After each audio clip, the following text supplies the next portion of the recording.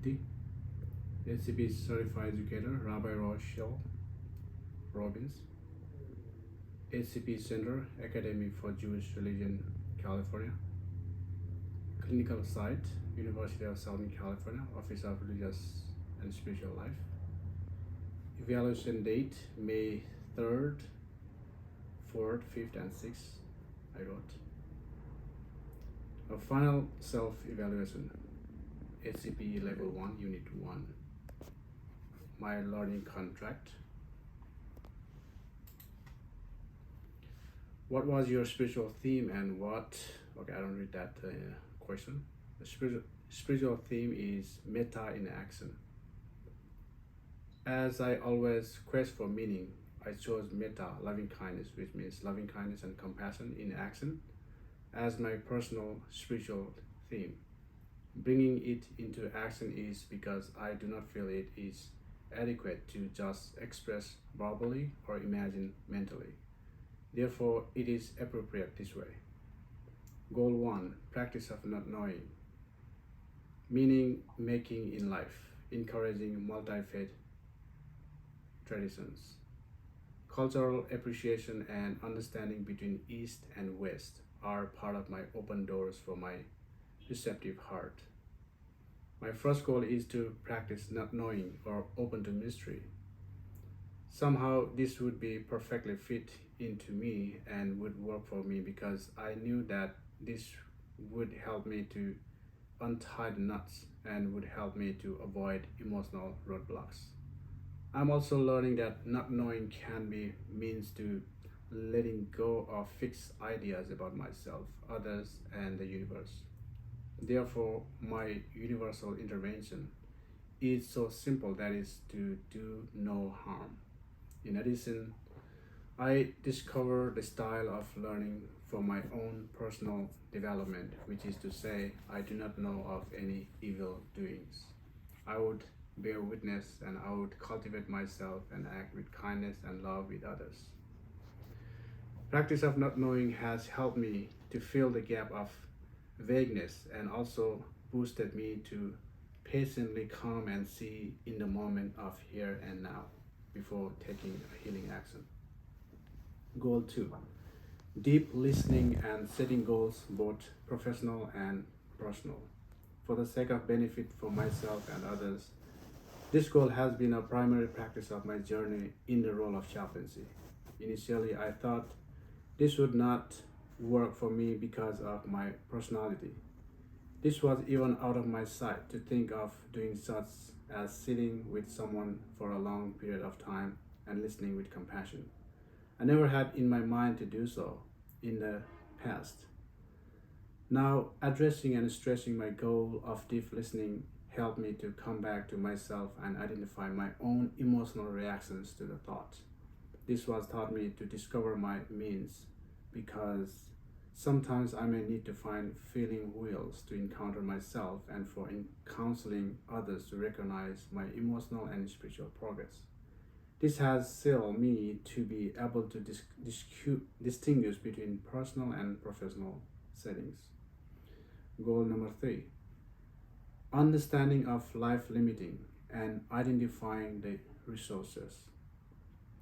Knowing that life is a part of human suffering, I intend to deal with my emotions in a proper way. By doing so, I have learned to identify my own blind spots, such as ego and ignorance. Addressing and implementing my learning goal in different settings, I realized that all these negative feelings that blocking my life-giving moment.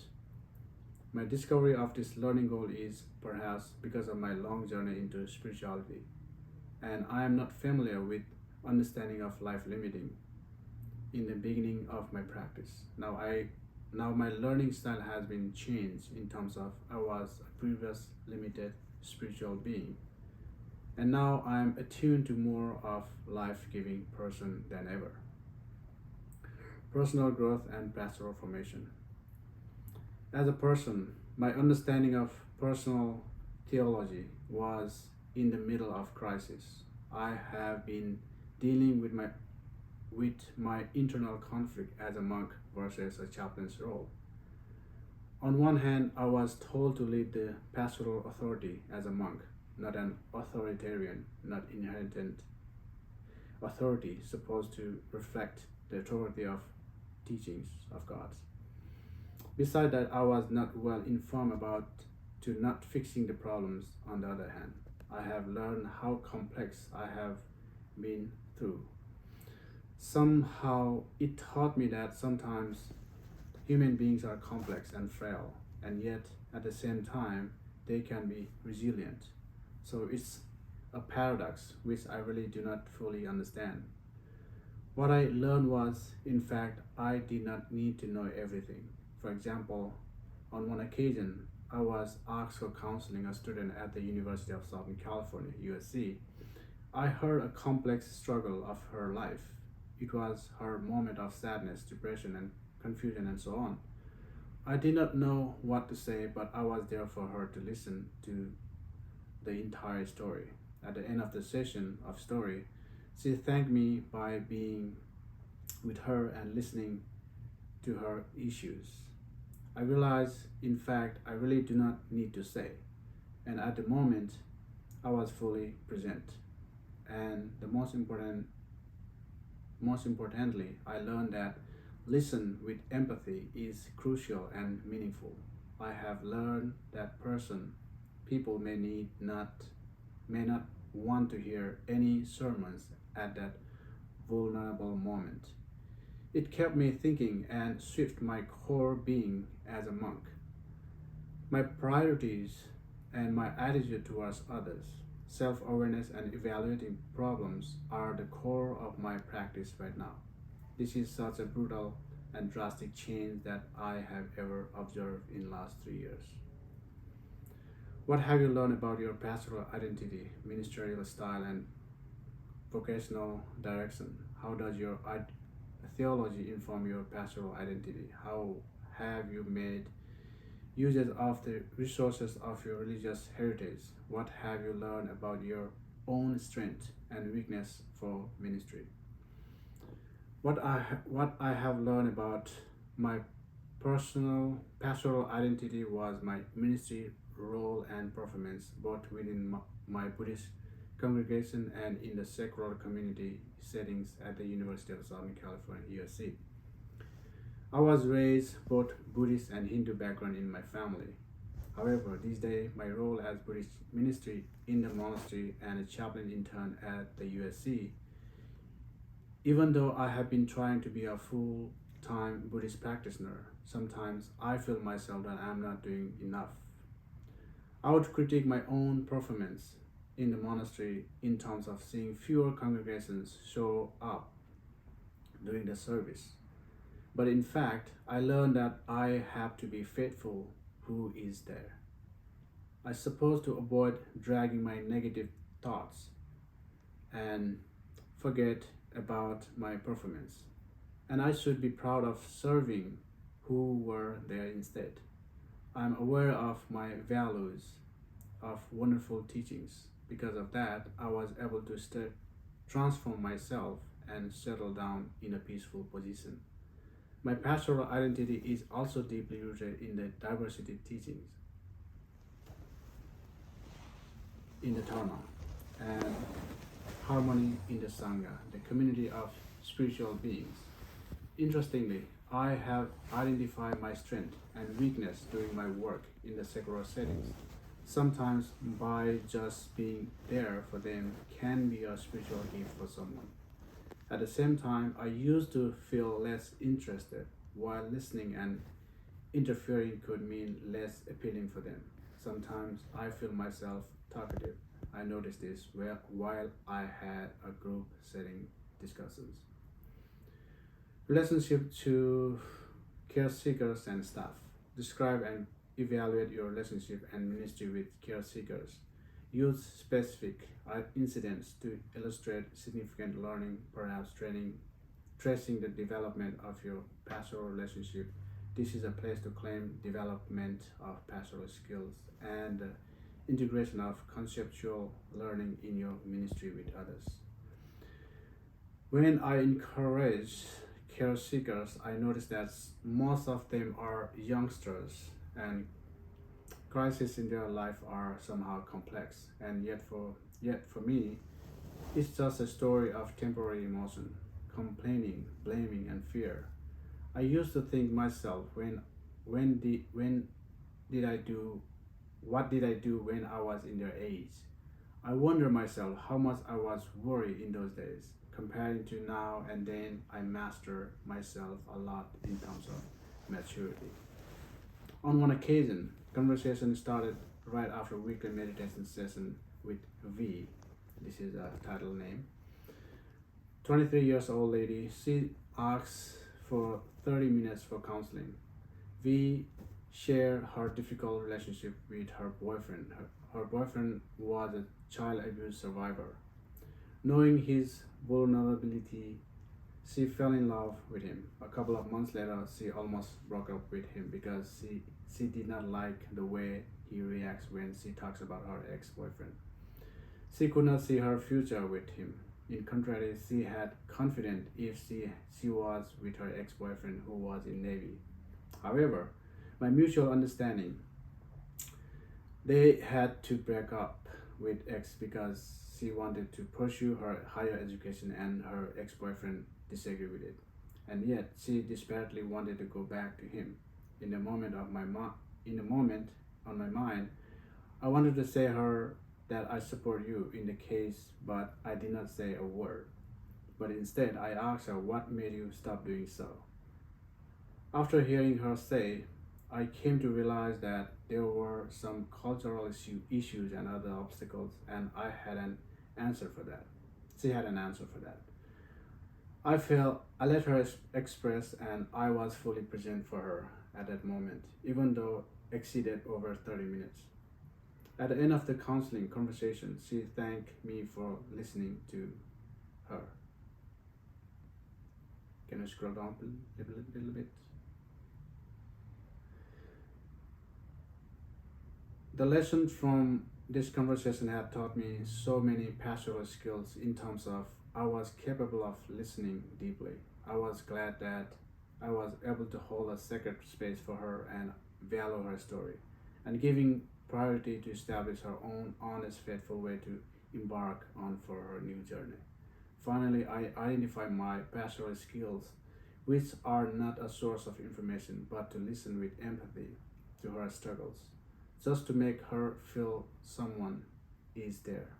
And those vulnerable moments know that people don't want to hear teachings. Therefore, I realized that the importance of being present in that circumstances is valuable. I was also reminded that silence is the golden rule. Describe and evaluate your relationship with and ministry to USC staff, hospital staff. To what extent were you able to function as a member of the interdisciplinary care team? I was fully supported by the staff and members of USC Office of Religious and Spiritual Life. During the orientation day, I was called to acclimatize the USC student lifestyle and given introduction of my duties and leadership on campus.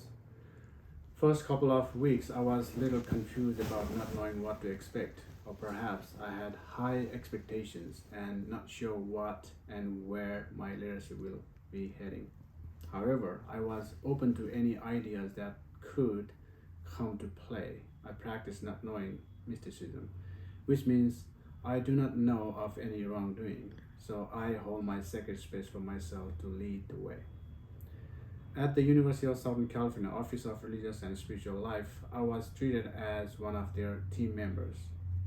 A part of my schedule was, if I may say, flexible, or sometimes I had to find my own way of leadership works to fit in the community. Even though some of my projects were rejected, somehow possibly had to deal with budget, I guess.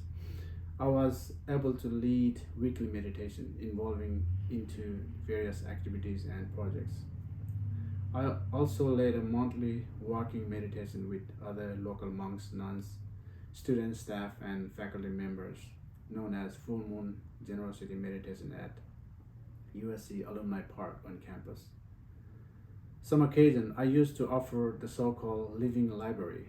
However, it did not flow according to my core plans, but I had to end up doing it with Interfaith Council Group in where I was also a member of it. Finally, my idea during the sorry, my idea of something creative had to emerge within the interfaith dialogue.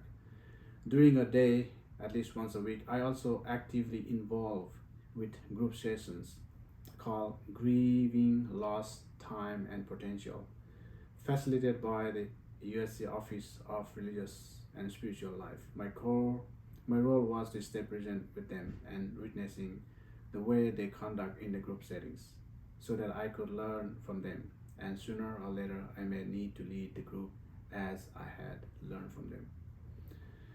The incredible piece of learning from the interdisciplinary care team, I should not forget to mention one of my memorable trip to Arizona with students and staff. I call it Walk to Justice along the US-Mexico border. I identify how kind human beings are, how much we care for people is immeasurable. One of our care acts, we walk the trails that the undocumented migrants use to enter the US, place water to prevent migrants from dying of thirst. This explains it all. At the end of the day, all we need is love and care. However, we were also meeting and learning from interfaith border justice activists. As always, we sum up our reflections with thorns and roses at the end of the day.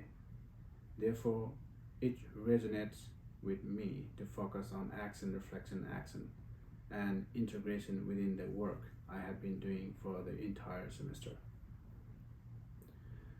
Relationship to peers and peer groups. This okay. I'm not reading the question. This is my first unit of my training, and I see myself as a learner, and at the same time I would like to dive a bit deeper into my curiosity as a care seeker. From there I am hoping to grow in order for me to become a good caregiver in the near future. And this group is actually supporting my growth through meaningful feedbacks and mild critiques. Each individuals have their unique skills in improving. This is helpful for me to be a part of this group. In the group process, I especially like a critiques part of it. Because of that, I'm able to identify my weakness and will allow me to reunite my thoughts. This would help me to reflect upon myself more often in order to filter my thought process.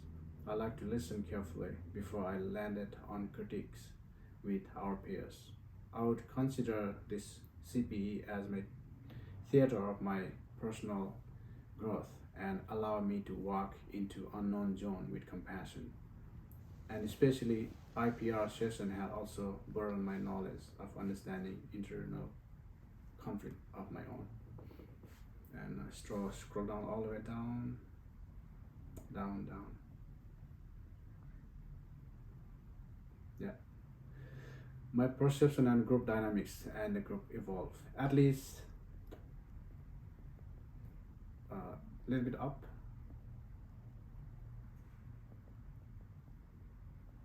Okay.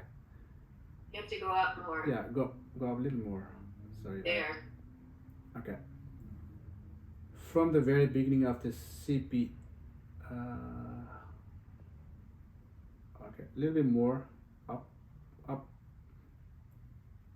little bit. Okay, yeah, that's it. Yes. Go down a little bit. Okay, that's it. Yes. Sorry, I'm not sure what I'm not showing. I mean, this is the. Yeah, I messed it up a Oh, little this is bit. too long. Okay. Sorry. Can I go a little bit up? You read You this read that part paragraph. already. You Yeah. read that already. I read that already. Yeah, Yeah. we read this paragraph already. So Yes. now I'm scrolling past Yeah. the stuff about us, and then to here, right? A little bit up. Yeah, go down. Yes, yes. Have to be down. I guess.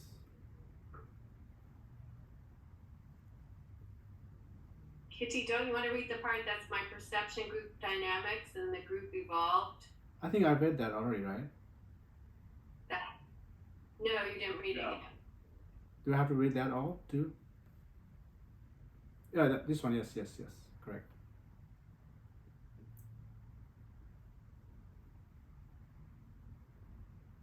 Okay, okay, right there. Yes. At least I feel that I have found a meaning making lifestyle. Which, yeah, stop there. Yeah. Yes. Yes, that's it.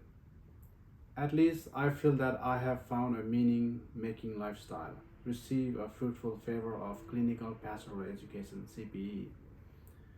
Feel the support and comfortable living under the same shade of CPE umbrella. In the beginning of the semester, I was struggling to adjust in the group. I felt awkward sometimes uh, I felt like this is a new avenue to me and did not know what to expect. In fact, my expectations are higher in the early days, but later on, I lost my appetite for the program because of my living background got erupted. First couple of weeks, I got stuck with confusion in the group. I felt like I do not know anyone and I felt bad, not knowing if it is proper to share my story honestly. I felt the sense of hesitation and not sure what I was doing anyway. I noticed our group dynamics start taking shift after each cohort start sharing their personal stories. The group even evolved into another level after each one had shared their verbatim. I was little hesitant to give critique feedback because of worrying about hurting them without my intention. However, I did challenge sometimes probing from the lens of their verbatim and helping them consider some bullet points. And I had to make sure after my critiques there are no harm done or there are no right or wrong in this spectrum. Observed that as my relationship grew, I began to take risk of asking questions to cohort in order to help others for their growth also and dig even deeper sense of their own learning goals. By weekly meeting and each Sebruta meeting help my spiritual path progress and our cohort became a part of my learning members of spiritual trustworthy friends and our bond relationship under the same umbrella of CPE. I am thankful for that. Relationship to SCP certified educator. Describe and okay, I don't need to read that questions. From the very beginning of the CPE admission process, I felt that I was ready for this. Since my situation drastically changed and became uncertain, I immediately told the SCP educator, Rabbi Rochelle, that I wanted to leave the program. It was such bad days and yet certainly not a happy moment to share this with an educator as well. Besides, the personal the personal living situation, conflict within the community, I managed to live over these bitter oceans of problems. I was able to sit with discomfort moment and at the end of the day I realized that it was one of the fantastic moments in my life during the CPE. I thought it was my personal internal problems at first, and my fear in the CPE group was if they found me neglecting the conversation in the class.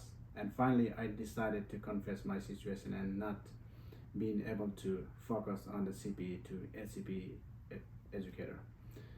This gave me some relief feedback afterwards. I felt SCP educator Rabbi Rochelle had mercy upon me. I realized This is because of my situation. During a periodically meeting with Rabbi Rochelle, I used to skip talking about my clinical sites or any CPE stuff, and I am instead asking questions about something else, such as showing my curiosity in Judaism and so on.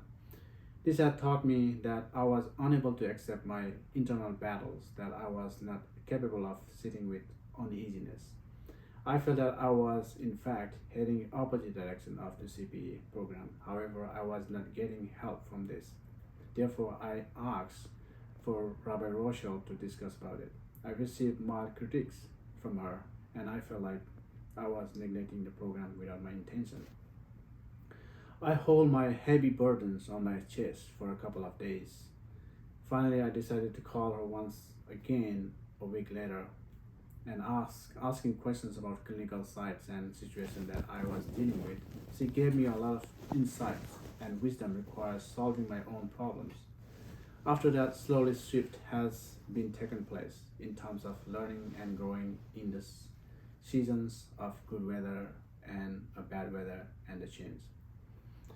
Learning from her kindness and compassionate attitude, she also offers sometimes straightforward to challenge me to think about deeper and in a meaningful way. I was not upset hearing criticism from her. In fact, I need more of them so that I can have opportunity to refine them. One of my written verbatim, I interviewed someone whom I met a few years ago at school. What I had received comments after my presentation was sometimes surprising to me to notice. At the end of the comment and opinions on my verbatim, Rabbi Roche's reflection was quite unexpected. As he said, friends don't interview friends, chaplain does. This is quite unique and remarkable, thoughtful statement that I was not aware of. Kitty, will you turn off your Kitty? Yes. Can you hear me? Yes. Can you turn off your camera because we're losing you? At least I am. Is anybody else? Can you turn off your camera and then read that part over again? That'd be great. Thanks.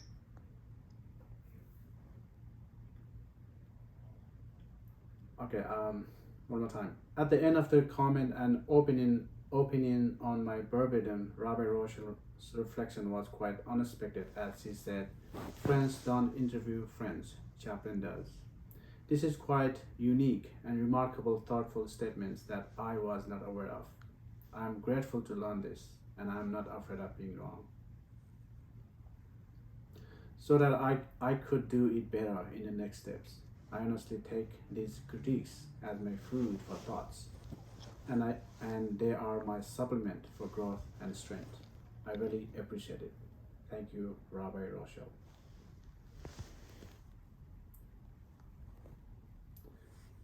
Theological reflections. What was the theological meaning of the CPE experience for you?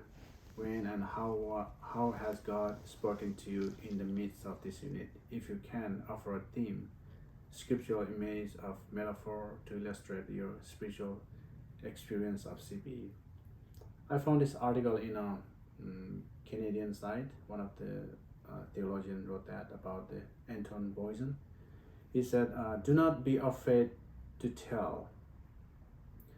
Brought relief by socializing the difficulty, and it did so on the level of what for me was abiding and universal. I was now at one with the internalized fellowship of the best, the fellowship which is represented by the idea of God.